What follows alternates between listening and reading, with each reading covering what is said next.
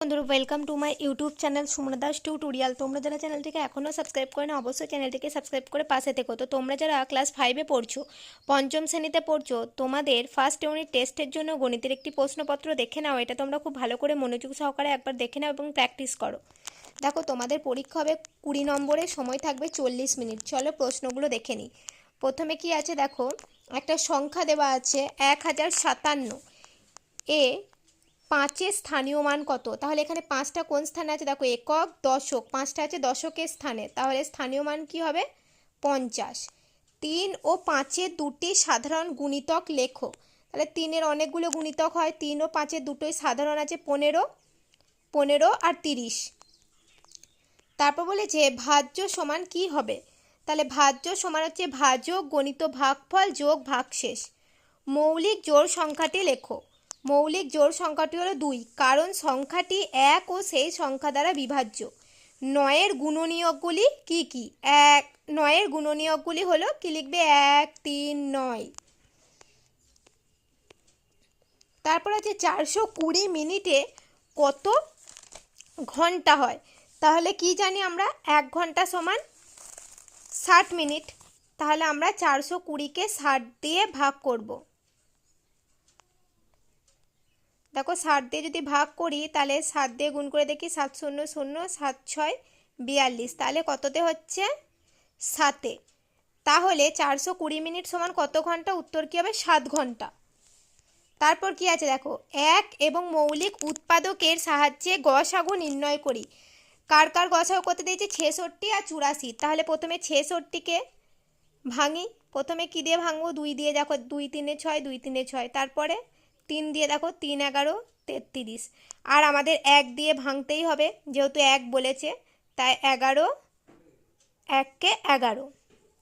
তারপরে 84-কে ভাঙি। চলো, প্রথমে 2 দিয়ে, দেখো 2 4 8, 2 2 4। তারপরে দেখো 2 2 4, 2 1-কে 2। তারপর দেখো 3 7 21, আর তারপর 7 1-কে 7। তাহলে দেখো 66 কি কি পেলাম এখানে, এবার লিখে নেবে নিচে। 66-র জন্য আমরা কি কি পেলাম? 66-র জন্য আমরা পেলাম 2 গণিত 3 গণিত 11 গণিত 1। আর 84-র জন্য আমরা কি কি পেলাম? 2 গণিত 2 গণিত 3 গণিত 7 গণিত 1। এরপরে কি লিখবো? নির্ণেয় গসাগু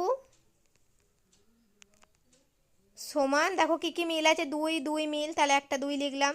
এখানে একটা 3, এখানে একটা 3, তাহলে একটা 3 লিখলাম। আর কি মিল আছে দেখো, এখানে 1, এখানে 1, তাহলে 1। আর কিছু মিল নেই। তাহলে নির্ণেয় গসাগু কত হবে? 3 2 6, তাহলে উত্তর হবে 6।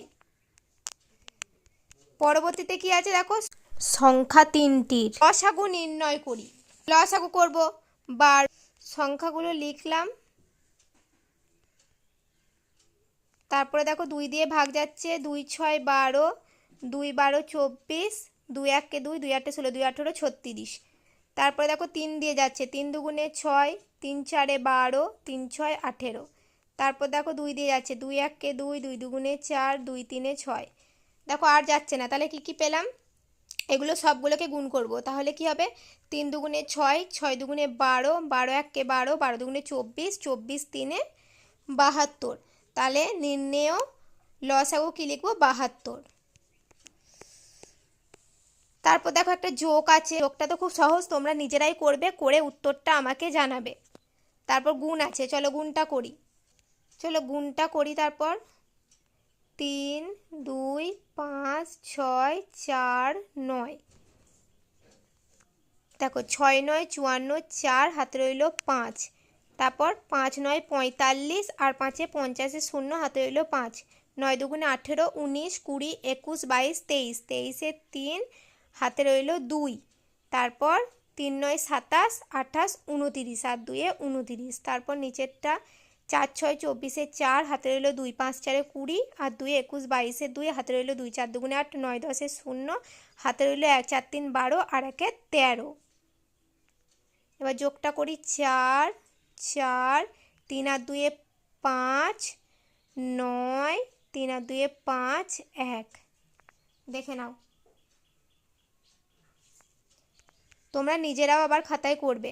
তারপর একটি ভাগ আছে, দেখো ভাগটাও তোমরা নিজেরা করো, দিয়ে উত্তরটা আমাকে বলো।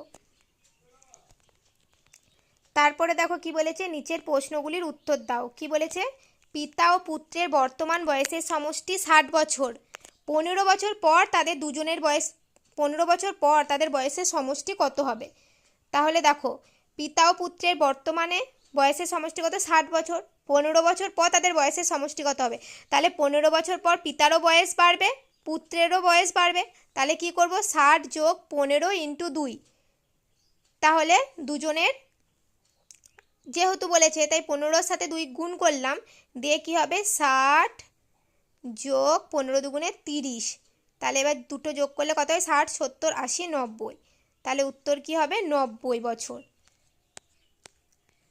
তারপর আছে দেখো, একটি শ্রেণীর 42 জন শিশুর গড় বয়স 11 বছর, তাহলে তাদের বয়সের সমষ্টি কত? দেখো গুণ করে দিলে পেয়ে যাব, 42কে 11 দিয়ে, 2 1 2, 4 1 4 গুণিত 2 1 2, 4 1 4। তাহলে যোগ করে কত হচ্ছে, এখানে লিখছি 2 4 5 6 4। তাহলে উত্তর কত হলো, তাদের বয়সের সমষ্টি হবে 462। তো প্রশ্নপত্রটি তোমরা খুব ভালো করে প্র্যাকটিস করে নাও। এখান থেকে তোমরা অনেক প্রশ্নই কমন পাবে। পরবর্তীতে তোমাদের আরও বাকি বিষয়ের প্রশ্নপত্র আমার চ্যানেলে পেয়ে যাবে, সেগুলো দেখতে অবশ্যই তোমরা সুমনা দাস টিউটোরিয়াল চ্যানেলটিকে সাবস্ক্রাইব করে পাশে থেকো। আর ভিডিওগুলি তোমরা যখন দেখবে অবশ্যই অন্যান্য বন্ধুদের সাথে শেয়ার করে দিও। আজকের মতো ভিডিও এই পর্যন্তই।